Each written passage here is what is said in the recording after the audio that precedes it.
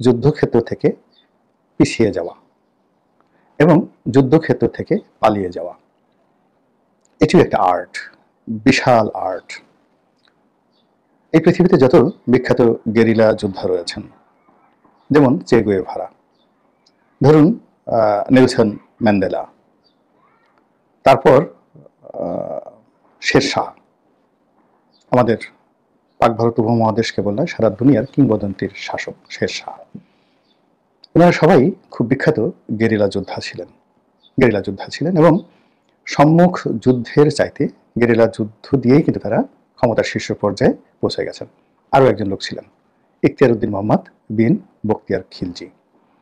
তো এরকম অসংখ্য লোকের নাম আমি বলতে পারবো, অসংখ্য লোকের নাম বলতে পারবো, যারা যুদ্ধক্ষেত্রে যুদ্ধ করার চাইতে প্রতিপক্ষকে প্রলুব্ধ করে যুদ্ধের মাঠে আনা, তারপর তাদেরকে ঘোরানো এবং তাদের সঙ্গে কোনো যুদ্ধ না করে পালিয়ে যাওয়া। এরপর আবার ফিরে এসে যারা পালাচ্ছিলেন বা ফিরে যাচ্ছিলেন তাদের মধ্যে নতুন একটা সংঘাত তৈরি করা, এবং এভাবে করে করে করে করে তারা এক একটা ইতিহাস তৈরি করে ফেলেছেন।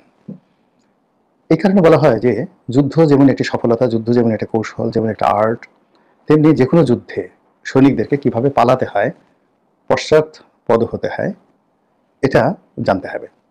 এবং সবসময় দেখবেন যে পৃথিবীর সবচেয়ে শক্তিশালী যে প্রাণীগুলো, শক্তিশালী প্রাণী যাদেরকে পাওয়ার ইউনিট বলা হয়, তাদের পেছনের পায়ে শক্তি থাকে।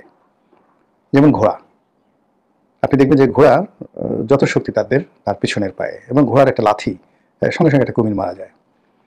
তারপর জেব্রার যে শক্তি, তার পুরো শক্তিটাই তার পায়ে, পিছনের পায়ে, এবং জেব্রার একটা লাথি সহ্য করার মতো ক্ষমতা বাঘ কিংবা সিংহের নেই, এত শক্তিশালী। তো আমরা যে গাড়িগুলো আমরা যে চালাই,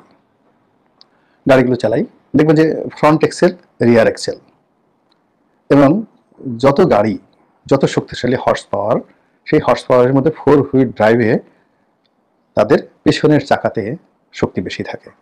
আর যে গাড়িগুলো লাইট ভেহিকেল আমরা সাধারণত চালাই, এই চাকাগুলো সামনের দিকে বেশি থাকে।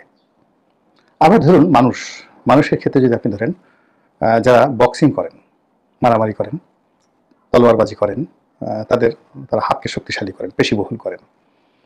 কিন্তু যারা রাষ্ট্র পরিচালনা করেন, তারা হাতের চাইতে পাকে বেশি শক্তিশালী করেন। এই যে সেনাবাহিনী যে লেফট রাইট করে, সারাক্ষণ যে লেফট রাইট করে, এই লেফট রাইটের মধ্যে মূলত তাদের পাকে সচল রাখা। বিজ্ঞানের